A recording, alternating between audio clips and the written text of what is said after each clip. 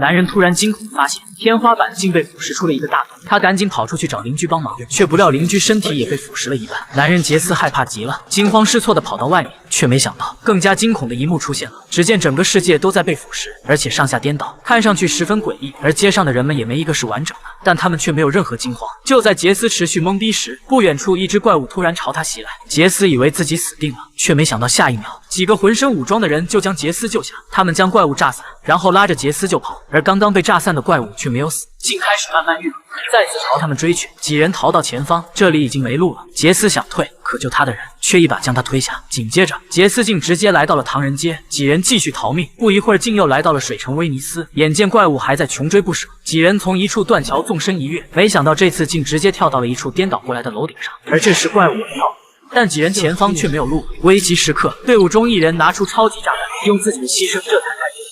而事后杰斯也终于得知，这里是梦境世界，在现实世界中处于昏迷的人就会进入这里，所有人都不记得自己姓甚名谁，这里所有房子、物品和人都是他们残存的记忆具象出来的，而追杀他们的怪物则是死去的。由于他们大脑已经死亡，现实世界的医疗机器却还没关，死了的大脑就会产生这种怪物。说话间，几人已经来到了一处基地。基地大哥老白非常看重杰斯，他立刻就安排对杰斯进行测试。原来在梦境世界里，少数人能觉醒各种能力，比如卡莎能治疗队友，头套男则力大无比。而开启能力的方式也很简单，就是不断的击打身体。但他们没想到的是，杰斯无论是用炮轰还是用机器人击打，他都没有觉醒异能。其他人都很失望，觉得救了一个废物，但老白却不这样想。他安慰杰斯，很多有异能的人和杰斯一样，刚开始没有觉醒，但在出去探险时却意外获得更强的能力。他鼓励杰斯参加搜寻炸药的任务，杰斯同意了。一行人走在光怪陆离的梦境世界，穿过一座浮空桥，进入一条隧道。他们来到了此次任务的目的地兵工厂，但这里有重兵把守。好在小队有能制造幻象的灰发姐，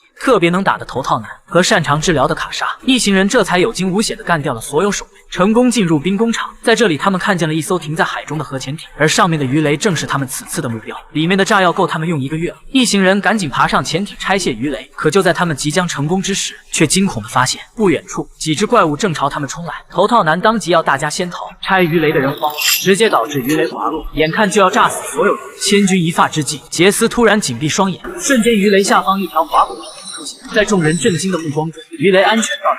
原来这就是杰斯的能力创造。回到基地，所有人听说杰斯能力如此逆天，都很高兴。可队长头套男看见自己风头被抢，当即阴阳杰斯，说他战斗时可以给自己建一堵墙。却没想到老白直接冷冷地打断了他，因为他刚刚才想明白杰斯的重要性，自己一直在找没有怪物威胁的地方。但梦境世界本就是由记忆组成，怪物也是记忆的一部分，所以这种地方根本不存在。但是有了杰斯，他们完全可以创造一个独立的地方出来，这样的地方才是绝对安全的。老白下令，明天他们就全体出动，找到一处隐蔽地点，再由杰斯来创造。可杰斯却打起了退堂鼓，因为他发现自己的能力并不稳定。而这一幕刚好被卡莎看见。卡莎说，建筑师建造前脑海里都有设计图。这句话启发了杰斯，他这次先构思再发动能力。果不其然，他很快就造出了一座小楼。杰斯很感激卡莎，而卡莎也被杰斯迷住。远处目睹这一幕的头套哥更加不乐意了，不仅自己的风头被杰斯抢走，喜欢的女人也朝杰斯投怀送抱。头套哥当即决定展开报复。第二天，众人出发寻找隐蔽之地，可没想到的是，他们刚走出基地，灰发女就模糊察觉到周围有怪物的波动。头套男当即让所有人都去周围探查，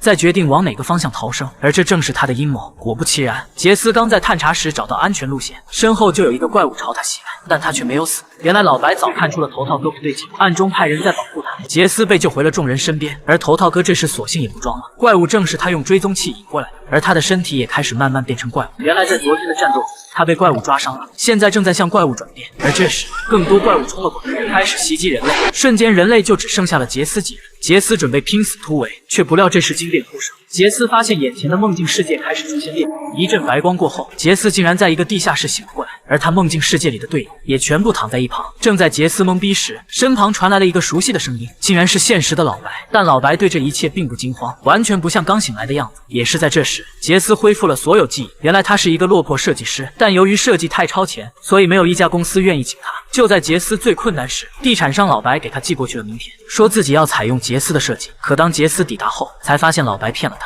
老白的真实目的是想利用杰斯建造自己的梦境世界。杰斯不肯，拼命逃了出去。可没想到老白竟直接安排了一辆火车将他和女友连人带车直接撞倒，而女友正是梦境世界的卡莎。老白再次劝说杰斯帮自己建造梦中世界，因为梦境世界可比现实幸福多了。现实是瘸子的头套男，梦境世界中战力爆表；现实是个疯子的灰发女，梦境世界中拥有感应能力；现实是自闭症的科技男，梦境世界中能精通一切，是自己给了他们新生。但杰斯觉得梦境里的一切终究是假的，他不会帮助老白。见杰斯态度如此坚决，老白于是用杰斯女友卡莎的性命来威胁，要是杰斯不帮助自己，那么立刻就让卡莎脑死亡。无奈杰斯只能答应帮老白建造梦境，但是成之后必须放自己和其他人离开。老白痛快地答应了。杰斯于是再次进入梦境世界，这次他直接使用构建出一座大城，压碎了想杀卡莎等人的怪物。他将众人带到安全地方后，老白也走了过来。在选定好地方后，杰斯履行约定，建造梦境世界。杰斯开始轻轻挥手，瞬间一个巨大的城市轮廓出现。紧接着，杰斯开始完善各种细节，在众人震惊的目光中，杰斯宛如一个创世神。不到1分钟，一座完美的城市就在梦境世界中成型。杰斯完成任务，要老白放他们离开，但老白却反悔了。他不仅不想放众人离开，还想杀死众人，因为众人知道了他的所有机密，而只有死人才能保住秘密。老白话音刚落，一个幸存者就化成飞灰消散。原来是现实世界里，老白的助手停掉了他们的氧气设备。根据时间换算，最多10分钟。梦境世界里，除开自己的所有人都会窒息而死。幸存者们想和老白同归于尽，但老白早有准备，众人的攻击对他竟不起作用。绝望中，灰发女放弃了反抗，而杰斯等人却不愿等死。只要10分钟内能从现实世界醒来，他们就不会死。这时，科技男突然想到，如果能在梦里找到自己，说不定就能回到现实。而这时，杰斯想到，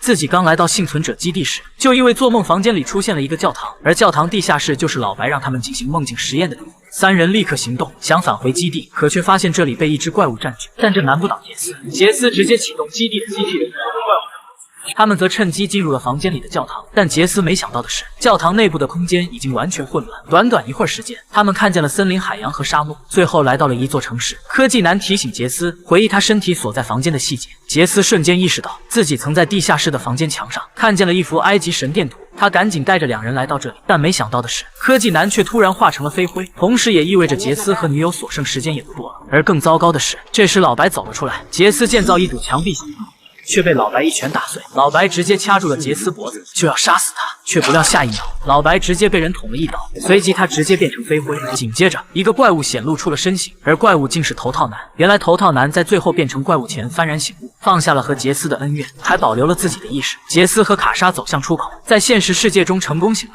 而老白却因为在梦境世界中死亡，成了植物人。杰斯带着卡莎离开，老白的手下并没有阻拦。几个月后，杰斯成功找到一家设计公司上班，而老白的梦境研究并没有中断，因为有越来越多人开始自愿参与。卡莎担心对方的人又来找他们，杰斯劝卡莎不要担心，可在等卡莎离开后，他却从一本书下抽出来自梦境组织寄来的邀请卡。